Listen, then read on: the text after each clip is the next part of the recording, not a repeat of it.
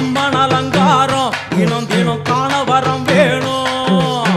அம்மன் அலங்காரம் தினம் தினம் காண வரம் வேணும். அம்மன் அலங்காரம் கண்டுவிட்டா நம்ம குறை தீரும். அம்மன் அலங்காரம் கண்டுவிட்டா நம்ம குறை தீரும். அம்மனுக்கு விரதம் ஆதி முதல் இன்று வரை வழக்கம். அம்மனுக்கு விரதம் ஆதி முதல் இன்று